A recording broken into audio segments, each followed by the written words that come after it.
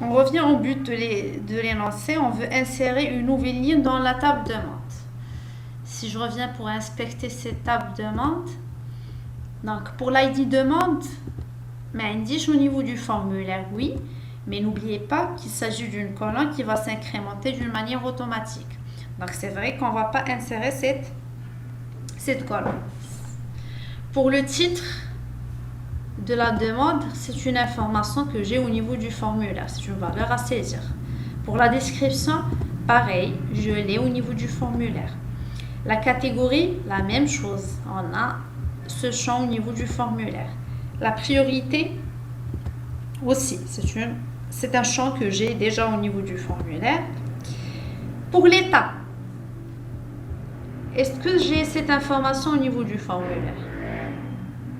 Mais au niveau de l'énoncé, si vous avez lu l'exercice, on avait dit pour une nouvelle demande, voilà, l'état, la colonne état d'une nouvelle demande est mise en attente. C'est-à-dire pour cette valeur, par défaut, je devrais saisir en attente. Plutôt, je devrais insérer la valeur en attente.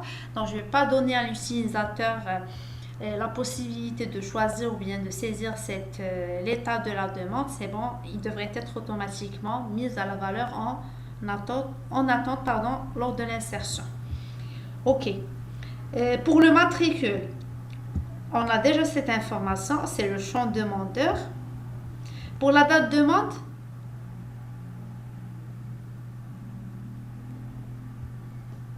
devrait être la date système. Donc lors du clic sur enregistrer, ça devrait prendre, ça devrait prendre la date qu'on a au niveau du système exactement. Donc on commence l'insertion. Donc on essaierait d'écrire le script d'insertion au niveau de la même page. Donc je ne vais pas mettre d'attribut accent. Donc après, je vais ouvrir le script. Voilà. Et la première des choses, je devrais tester si l'utilisateur il a cliqué sur le bouton enregistrer.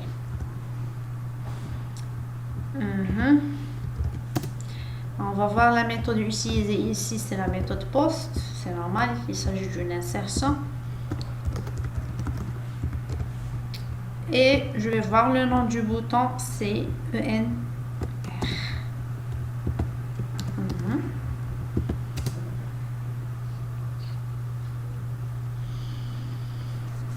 Il s'agit d'un script d'insertion.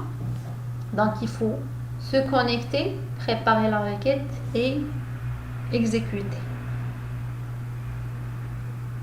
Donc je vais préparer la requête.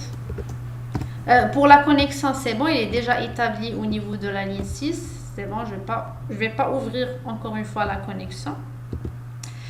Donc la variable qui représente l'objet de connexion, c'est CNX. Voilà. Et je vais appeler la méthode prepare. Et là, il s'agit d'une insertion insert into la table demande et les valeurs dans l'ordre. Donc la première valeur à insérer, c'est l'ID demande. On a dit qu'il s'incrémente automatiquement, donc c'est pas à nous de l'insérer, donc je vais mettre la valeur nulle. Pour le titre, oui, le titre, par contre, c'est une information qui va venir du formulaire. Et donc, de notre formulaire, on va voir. Là, il va venir du formulaire. Et donc, on avait dit, dans l'étape préparation, je précise juste des points d'interrogation quand il s'agit d'une valeur que l'utilisateur va saisir. Donc, au moment de la préparation, ne précisez pas de valeur, vous mettez juste des points d'interrogation. La valeur qui vient ensuite, c'est la description. Pareil, point d'interrogation. Parce que c'est une valeur que l'utilisateur va saisir du formulaire, à partir du formulaire. Et la catégorie, même chose. Priorité, pareil. Donc là, c'est le titre, la description, catégorie et priorité. Après priorité, qu'est-ce que j'ai? État. Par contre, état, ce n'est pas une valeur que l'utilisateur va saisir du formulaire. C'est une valeur qui devrait être mise à la valeur en attente. Donc, je vais l'écrire direct. mais comme étant une chaîne de caractères. Il faut l'entourer par des cotes, des simples cotes. Ok. État matricule. Matricule, pareil, c'est une information que l'utilisateur va saisir, sélectionner depuis notre formulaire. Et donc, la même chose, je vais préciser juste un point d'interrogation. Pour la date de monte, vous pouvez vous servir à ce niveau-là de la fonction qui retourne la date système, soit la fonction no, ou bien la fonction current state. D'accord? Comme je vais me servir ici d'une variable PHP, plutôt d'une fonction PHP, non pas d'une variable, la fonction qu'on avait vue, la fonction date qui retourne la date système.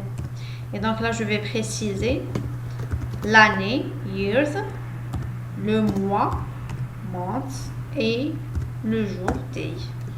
Il faut commencer par les années. Pourquoi? Parce que MySQL, il y a le format anglais, ça commence par des années et ensuite mois et jour. Et donc ici, la date jour, c'est pas une valeur que l'utilisateur va saisir, donc c'est automatiquement, ça devrait prendre la date système. Et donc la fonction DatePHP, c'est une fonction qui retourne la date système sous le format précisé ici. Years, yani année, M, c'est month et D, c'est D. Et donc la valeur du retour, j'ai stocké la valeur du retour de la fonction date dans une variable que j'ai nommée date jour. Et donc j'essaierai de l'insérer d'une manière directe à ce niveau-là. Toujours la date, il faut l'insérer entre des cotes. Donc je vais arrêter la chaîne à ce niveau-là, je concatène. Et voilà, à la variable que j'ai nommée date jour.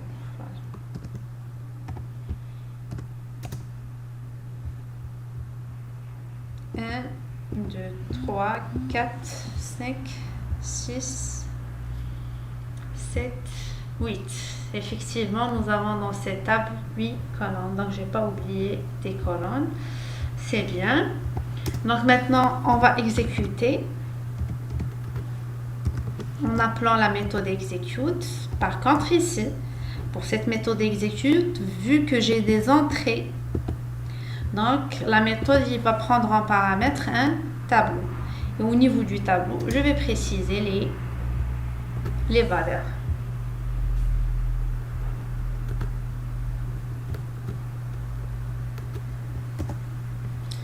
Alors, on commence par la première valeur. Donc, cette valeur, il correspond au titre. Donc, le titre c'est une information, c'est à saisir depuis le formulaire. On a utilisé la méthode post et pour le titre, le name, c'est titre. Donc, qu'est-ce que je vais mettre ici? $post titre.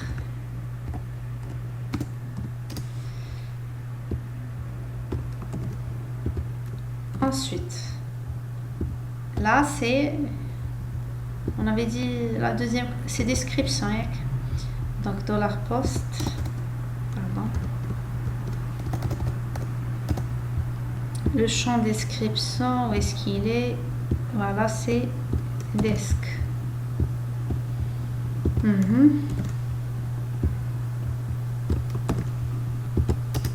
Je crois après la description, dans la catégorie. Oui. Donc pour la catégorie, voilà, c'est $post 4.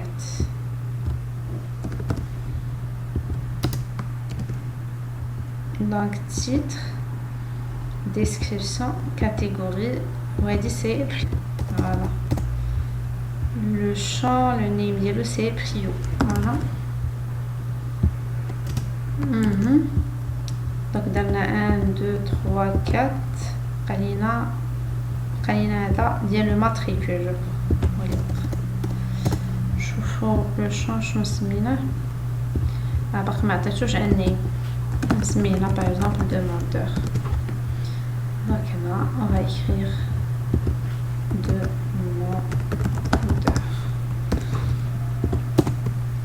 Voilà. Donc on dit 5 points d'interrogation. if execute un tableau composé de 5 éléments. Donc c'est bien.